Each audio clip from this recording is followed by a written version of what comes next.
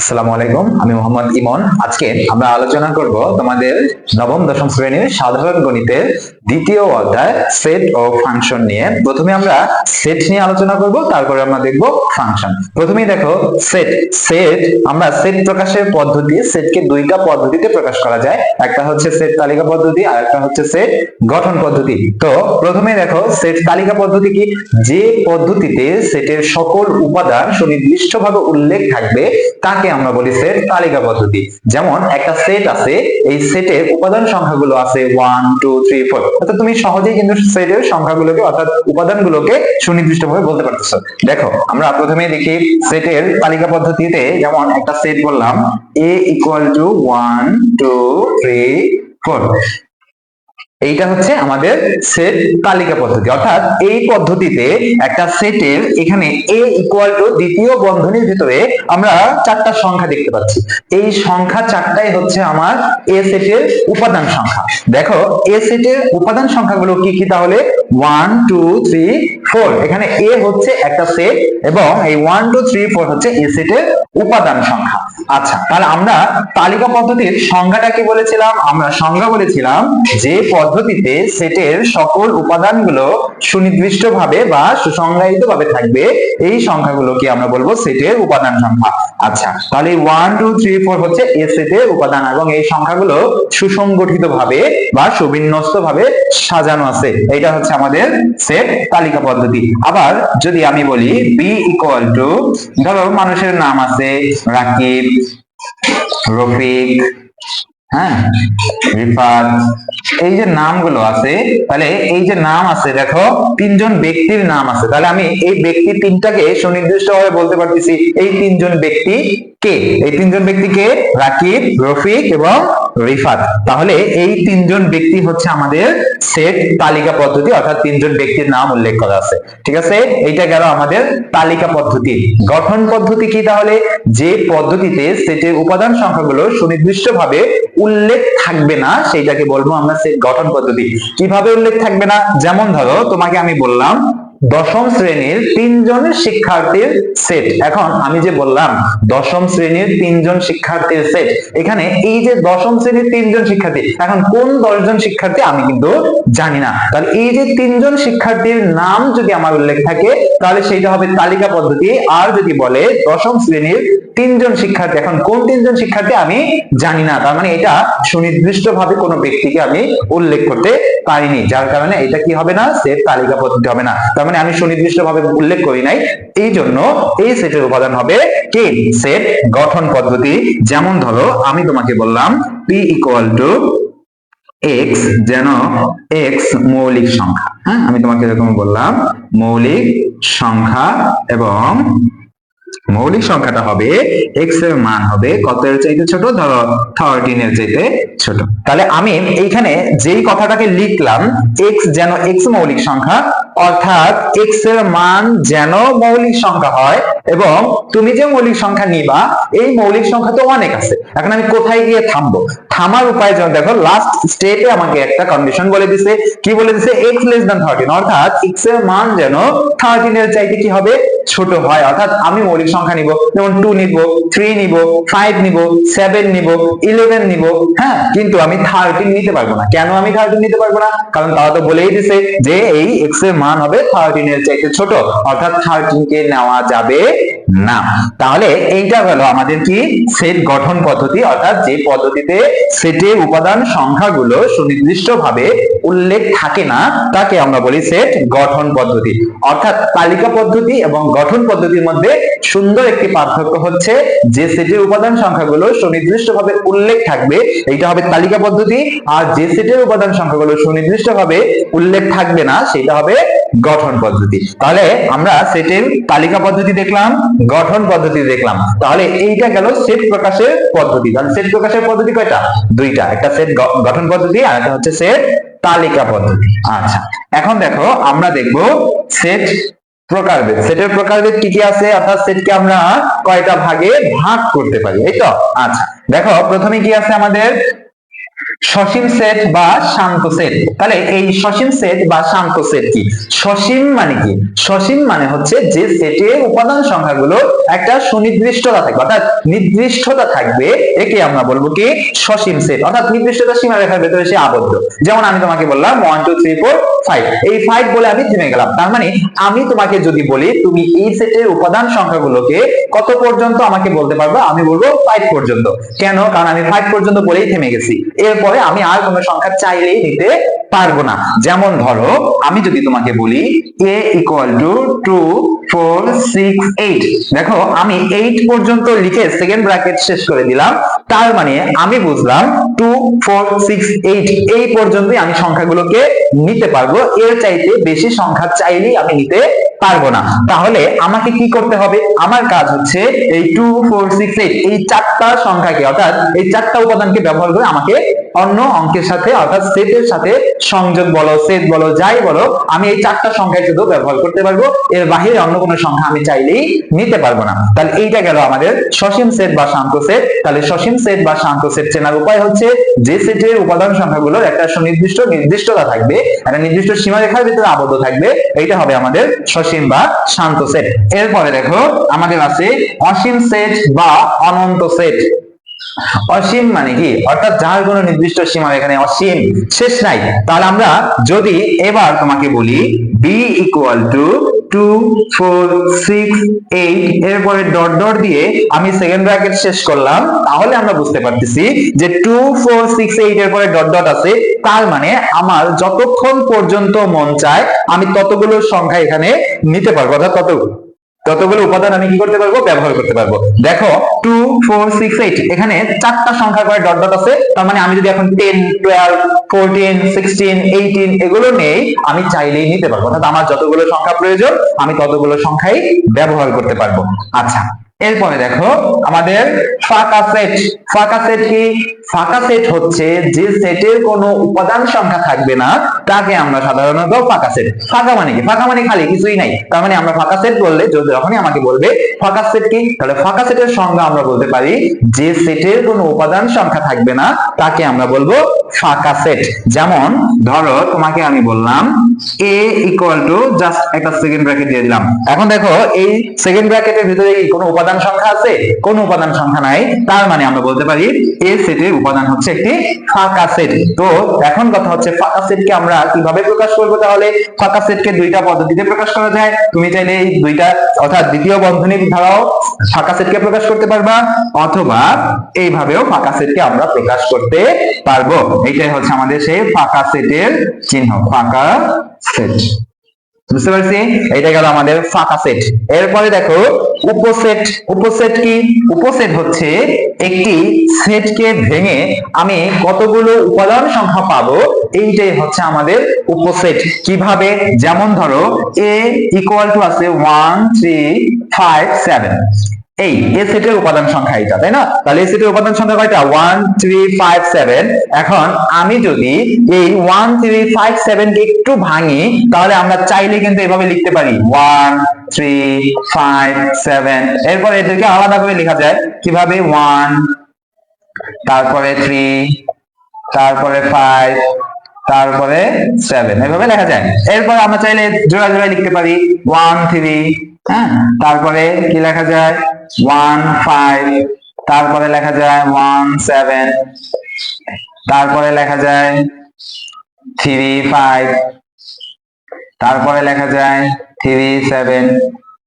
হ্যাঁ, তাহলে আমরা এইভাবে যে লিখলাম, দেখো 1 2 3 4 5 6 7 8 9 10, এই যে আমরা অনেকগুলো উপাদান পেলাম, তার মানে এই যে 1 3 5 7 এই সেটটিকে ভেঙে আমরা যে আলাদা আলাদা করে যে উপাদানগুলো পেলাম, তার মানে আমরা বলতে পারি এই 1 এই সেটের একটি উপসেট, এই 3 এই সেটের একটি উপসেট, এই 5 এই সেটের একটি উপসেট, তারপরে 1 3 এই 1 3 হচ্ছে এই সেটের একটি উপসেট। তার মানে আমরা এই বড় একটি সেটকে ভেঙে যখন একাধিক উপাদান সংখ্যাগুলো পাবো, এই উপাদান সংখ্যাগুলোকে বলবো এক একটা এই এ সেটের উপসেট সংখ্যা। ঠিক আছে? তাহলে আমরা যখন একটি সেটকে ভেঙে অনেকগুলো উপাদান পাবো, তাহলে সেই আলাদা আলাদা উপাদানগুলোকে বলবো সেই সেটের উপসেট সংখ্যা। এটা গেল আমাদের উপসেট। এরপরে দেখো কি আছে? প্রকৃত সেট। তাহলে প্রকৃত সেট কি? প্রকৃত সেট হচ্ছে, যেমন ধরো আমি দুইটা সেট লিখতেছি, একটা হচ্ছে 2 3 5 6 এবং 7, এইটা গেল একটা সেট। এবং আমি b ইকুয়াল টু লিখলাম 3 5 6 এবং 7, এইটা গেল আমাদের দুইটা সেট লিখলাম। এবং দুইটা সেটের উপাদান সংখ্যার দিকে যদি তুমি লক্ষ্য করো, তাহলে দেখো এখানে কি আছে? 2 3 5 6 7, এখানে কি আছে? 3 5 6 7।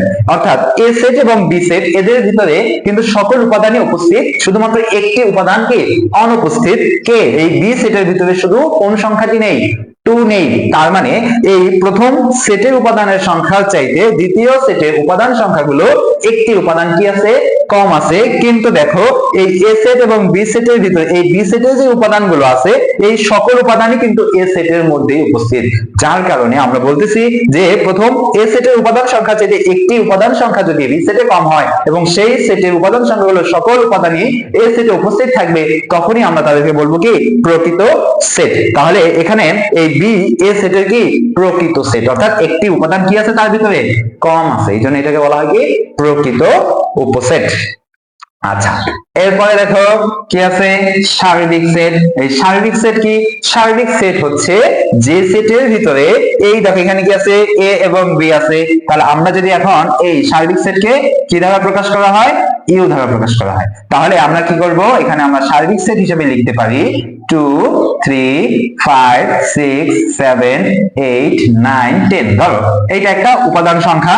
তাহলে আমরা যদি এখন অন্য একটি উপাদান নেই, যেমন p ইকুয়াল টু দেওয়া আছে, কত দেওয়া আছে? ধরো 1 3 5 7, এখানে 1 দিয়ে দাও, 1 3 5 7 9 আছে। হ্যাঁ, এই। আর q ইকুয়াল টু দেওয়া আছে ধরো 2 4 6, এখানে 4 লিখিনি না, এখানে একটু 4 লেখানো। হ্যাঁ 4, তাহলে 4 6 8 10 8। তাহলে দেখো এখানে p এবং q আলাদা দুইটি সেট এবং এদের উপাদান সংখ্যা আছে 1 3 5 7 9 এবং q এর উপাদান সংখ্যা আছে 2 4 6 8 10। তাহলে এখানে দুইটা উপাদান সংখ্যা যেহেতু উপস্থিত আছে, দেখো এই দুইটি সেটের উপাদান সংখ্যাগুলো, সকল উপাদানগুলোই কিন্তু সার্বিক সেটের ভিতরে আছে। অর্থাৎ এই সেটের ভিতরে সকল উপাদানগুলোই উপস্থিত। তাহলে আমরা বলতে পারি একাধিক সেটের উপাদান সংখ্যা যদি তার ভিতরে একের অর্থাৎ একটি সেটের মধ্যে উপস্থিত থাকে, তখন আমরা তাদেরকে বলবো কি? সার্বিক সেট। সার্বিক মানে বোঝানো হয়েছে যে একাধিক আলাদা আলাদা উপসেটের উপাদানগুলো সব নিজের মধ্যে স্থায়ী আছে, এইটাকে বলা হয় কি? সার্বিক সেট। আচ্ছা, এরপর দেখো সেটের অপারেশন। সেটের অপারেশন কি? সেটকে আমরা কিভাবে ম্যাথ গুলো করব সেইটা বলা হয়েছে। দেখো প্রথমে আছে সংযোগ সেট। সংযোগ সেট আমরা একটু দেখি প্রথমে সংযোগ সেটটা কি। সংযোগ সেট, এই সংযোগ সেট মানে হচ্ছে দুইটি আলাদা সেটকে যুক্ত করা। সংযোগ মানে কি? একটির সাথে আরেকটিকে যুক্ত করা। তাহলে দেখো এখানে যদি থাকে a ইকুয়াল টু 1 3 5 7 এ আছে এবং b সেট আছে আরেকটি 2 4 6 8। এখন তোমাকে বললো যে এ সেটের সাথে বি সেটকে সংযোগ করো। বি সেট এ এবং বি সেটকে যদি আমি সংযোগ করতে চাই, প্রথমে আমাকে জানতে হবে এই সংযোগ সেটকে কি দ্বারা প্রকাশ করে? এই সংযোগ সেটকে ইউ দ্বারা প্রকাশ করে। ইউ, এইভাবে সংযোগ সেট। তাহলে এই যে চিহ্নটি আছে, তাহলে আমরা কি করব? এই চিহ্নটি দ্বারা এ এবং বি কে সংযোগ করব। তাহলে দেখো আমরা কি লিখবো? এ সংযোগ বি। এই যে মাঝখানে যে চিহ্নটি আছে, এই চিহ্নটির নাম হচ্ছে সংযোগ চিহ্ন। সংযোগ চিহ্ন। তাহলে এই যে সংযোগ চিহ্ন আছে, এখন আমাকে বলছে এর সাথে বি সংযোগ করতে, তাহলে আমার এর উপাদান লাগবে, বি এর উপাদান লাগবে। তাহলে আমরা কি করব? এ এবং বি এর উপাদান লিখবো। এ এর উপাদান কত আছে? 1 3 5 7 এবং এর সাথে আমরা সংযোগ করব বি। তাহলে বি এর উপাদান কি আছে? 2 4 6 8। এইটা গেল আমাদের বি এর উপাদান। এখন সংযোগ মানে কি? আমরা বলছি যোগ করা। এবং এইখানে আরেকটি কথা মনে রাখতে হবে, এই সংযোগ মানে হচ্ছে এই উপাদান দুইটির ভিতরে, অর্থাৎ এই আলাদা দুইটি সেটের উপাদান সংখ্যার ভিতরে যে উপাদানগুলো মিলবে সেখান থেকে আমরা একটা লিখবো, আর যেটা না মিলবে সেইখান থেকে আমরা আরেকটি লিখবো। এখন দেখো যেটা মিলবে, অর্থাৎ আমরা এটাকে সহজ ভাষায় বলি যে দুইটা উপাদানের ভিতরে কমন আনকমন সব নিয়ে আসবো। কমন থেকে একটি, আনকমন থেকে একটি, অর্থাৎ যেটা মিলবে না সেখান থেকেও নিতে হবে। আচ্ছা, তাহলে দেখো এখানে 1 আছে, এটার ভিতরে কি 1 আছে? নাই, তার মানে এটা আনকমন। তার মানে এই আনকমনটা আমাকে কি করতে হবে? লিখতে হবে। আমরা একটু সংখ্যাগুলোকে সাজিয়ে লেখার চেষ্টা করব। আমি চাইলে 1 3 5 7 তারপর এগুলো সব পাশাপাশি লিখতে পারতাম, কিন্তু আমি কি করব? একটু সাজিয়ে লিখবো। দেখো এখানে 1 আছে, এবার দেখো আমরা দেখতে পাচ্ছি এখানে 2 আছে, তার মানে 2 টাকে আগে নিয়ে আসতে হবে। আমি চাইলে এখানে 3 লিখতে পারতাম, কিন্তু আমি লিখবো না, আমি সুন্দর করে একটু সাজিয়ে লিখবো। এটা হচ্ছে সেটের নিয়ম। তাহলে দেখো এখানে প্রথমে কি করতে হবে? 2, তারপরে কি আছে? 3, তারপরে কি আছে? 4, তারপরে 5, তারপরে 6, তারপরে 7, তারপরে 8। অর্থাৎ এখানে কোনো সংখ্যার সাথে কোনো সংখ্যার কোনো মিল নেই, অর্থাৎ এই পাশের সাথে এই পাশের কোনো সংখ্যার সাথে মিলে নাই, অর্থাৎ কমন কোনো সংখ্যা নাই, যার কারণে আমরা প্রত্যেকটা সংখ্যায় আনকমন, এই জন্য প্রত্যেকটা সংখ্যাকে আলাদা আলাদা করে লিখলাম। এইটা গেল আমাদের সংযোগ, এইটা গেল আমাদের কি? সেটের সংযোগ। এরপর আমরা দেখবো সেট সেট। তাহলে সেট সেটটা কি? সেট সেট দেখবো আমরা। দেখো সেট সেট, সেট সেট কি? সেট সেট, সেট সেটকে কিভাবে প্রকাশ করে? এই উল্টা উল্টা চিহ্ন দ্বারা প্রকাশ করা হয়। সেট সেটকে উল্টা চিহ্ন দ্বারা প্রকাশ করা হয়। তাহলে এই সেট সেটের কাজ কি?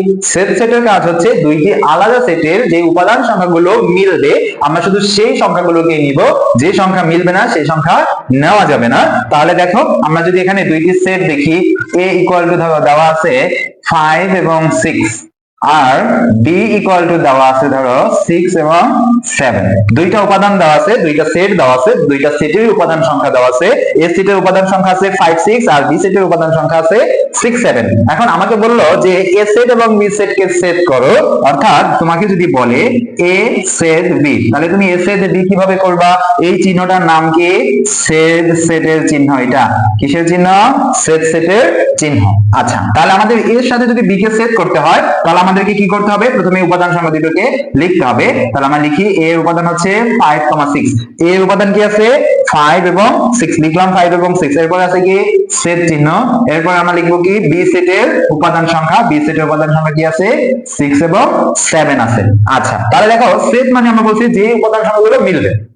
তাহলে এখানে কি কি মিলতেছে? শুধু এই 6 মিলতেছে, আর কোনো উপাদান মিলে নাই, তার মানে শুধুই মাত্র 6 আসবে। তার মানে সেট সেট মানে আমরা বলতে পারি যে সেটের উপাদান সংখ্যাগুলো মিলবে, শুধু সেই উপাদান সংখ্যাগুলো আমরা নিতে পারবো, যেটা মিলবে না সেটা নেওয়া যাবে না, সেটা বাদ হয়ে যাবে। এইটা গেল আমাদের সেট সেটের কাজ। এরপরে দেখো নিঃছেদ সেট কি? নিঃছেদ সেট হচ্ছে দুইটা সেটের উপাদান সংখ্যাগুলোকে যখন তুমি বিয়োগ করবা, যদি তারা নিঃশেষ হয়ে যায়, অর্থাৎ কোনো উপাদান সংখ্যা যদি অবশিষ্ট না থাকে, তখন আমরা তাদেরকে বলবো কি? নিঃছেদ সেট। যেমন ধরো তোমাকে আমি বললাম p সেট, ধরো p ইকুয়াল টু দেওয়া আছে 1 3 5, আর q সেটের উপাদান সংখ্যাও দেওয়া আছে 1 3 5, এই এরকম আছে। এখন তোমাকে যদি বলা হয় যে এই দুইটাকে বিয়োগ করো, তাহলে আমি যদি বিয়োগ করি, দেখো p মাইনাস q করি, তাহলে কি হবে? p সেটের উপাদান লিখবো 1 3 5, মাইনাস q সেটের উপাদান লিখবো 1 3 5। এখন যদি বিয়োগ করো, দেখো এখান থেকে 1 1 বাদ, 3 3 বাদ, 5 5 বাদ, কোনো উপাদান সংখ্যায় কিন্তু আর অবশিষ্ট থাকে না। দুইটা উপাদান সংখ্যাকে যখন তুমি বিয়োগ করলা, বিয়োগ করলে দেখলা যেখানে কোনো উপাদান সংখ্যা অবশিষ্ট নাই, তার মানে এখানে ফাঁকা সেট হয়ে গেল। আর এই ফাঁকা সেটটা কি আমরা বলি কি? নিঃছেদ সেট, অর্থাৎ যার কোনো নিঃশেষ নাই, অর্থাৎ শেষে আর কোনো উপাদান সংখ্যা অবশিষ্ট থাকবে না, তাকেই আমরা বলবো কি? নিঃছেদ সেট। এইটা গেল আমাদের নিঃছেদ সেট। এরপরে দেখো সেটের অন্তর। এইটা আমরা এই যে বিষয়গুলো আলোচনা করতেছি, একটু মানে শর্টলি আলোচনা করতেছি, যখন আমরা ম্যাথ গুলো করবো তখন আরো বিস্তারিত আলোচনা করে তোমাদেরকে বুঝিয়ে দিব। এখন আমরা শুধু একটু এগুলোর সাথে পরিচিত হচ্ছি যে কোনটাকে কি বলে আর কিভাবে প্রকাশ করে, ঠিক আছে? এই জন্য আমরা একটু তাড়াতাড়ি এগুলো শেষ করতেছি। দেখো এরপর আছে সেটের অন্তর। সেটের অন্তর মানে হচ্ছে সেটের বিয়োগফল, দুইটা সেটকে বিয়োগ করা, এটাকে বলা হয় সেটের অন্তর। তো দেখো আমরা একটু দেখি সেটের অন্তরটা কি। সেটের অন্তর, দেখো সেটের অন্তর, সেটের অন্তর, সেটের অন্তর কি? তাহলে সেটের অন্তর হচ্ছে দুইটা সেটকে বিয়োগ করা। যেমন আমি তোমাকে বললাম a ইকুয়াল টু দেওয়া আছে 2 3 4 5, এরপরে বি সেটের উপাদান দেওয়া আছে 4,5। এই দুইটা সেট। এখন যদি বলি এ সেটকে এবং বি সেটকে অন্তর করো, অর্থাৎ দুইটা সেটের অন্তর নির্ণয় করো, তখন তুমি কি করবা? তুমি লিখবা এ অন্তর বি। তার মানে এই যে আমি একটা চিহ্ন দিলাম, এই চিহ্নটাকে কি বলা হয়? অন্তর বলা হয়, অন্তর বা বিয়োগফল বলা হয়। অন্তর বা কি বিয়োগ। তাহলে কি করবা? এ সেটের উপাদান লিখবা। এ সেটের উপাদান আছে 2 3 4 5। এরপরে কি আছে? অন্তর চিহ্ন দাও। এরপরে বি এর উপাদান আছে 4,5। এবার বিয়োগ করো, তাহলে কি কি বাদ যাবে? 4 4 বাদ, 5 5 বাদ, তাহলে থাকে কি শুধু 2 3 2 আর 3 থাকে, তাই না? তাহলে এইটা হলো আমাদের অন্তর, সেটের অন্তর, অর্থাৎ দুইটা সেটের উপাদান সংখ্যাকে বিয়োগ করলে যে উপাদানগুলো থাকবে এটাই হচ্ছে আমাদের অন্তর সেটের উপাদান সংখ্যা। তাহলে 2 এবং 3 অবশিষ্ট থাকে, এইটাই হলো আমাদের সেই সেটের অন্তর, দুইটা সেটের বিয়োগফল। ঠিক আছে? আচ্ছা, এরপরে দেখো, এরপরে কি আছে? পূরক সেট। পূরক সেট কি? পূরক সেট হচ্ছে যে সেটের উপরে এই পূরক চিহ্ন থাকবে তাকে আমরা সার্বিক সেট থেকে বিয়োগ করে দেব, এটা হচ্ছে আমাদের কি? পূরক সেট। যেমন পূরক সেট দেখি আমরা একটু। পূরক সেট, এই পূরক সেটটা হচ্ছে একটা সার্বিক সেট থাকবে। ধরো সার্বিক সেটের উপাদান সংখ্যা দেওয়া আছে 1 3 5 7 9 এরকম আছে। এইটা গেল আমাদের সার্বিক সেট। তোমাদের এ পূরক এর মান দেওয়া আছে, ধরো এ এর মান 3 5 3 এবং 5 আছে, এটা গেল আমাদের এ সেটের মান। এখন পূরক সেট যে আমরা বললাম, এই পূরককে প্রকাশ করা হয় দুইটি চিহ্ন দ্বারা। এই যে একটা ধরো এ এর পূরক বললাম, এর উপরে ছোট্ট করে এরকম একটা সি লেখা থাকবে, অথবা এখানে এইভাবে একটা ড্যাশ চিহ্ন থাকবে। এই চিহ্নগুলোকে বলা হয় পূরক চিহ্ন। এগুলোকে কি বলা হয়? পূরক বলা হয়। কি বলা হয়? পূরক বলা হয়। পূরক।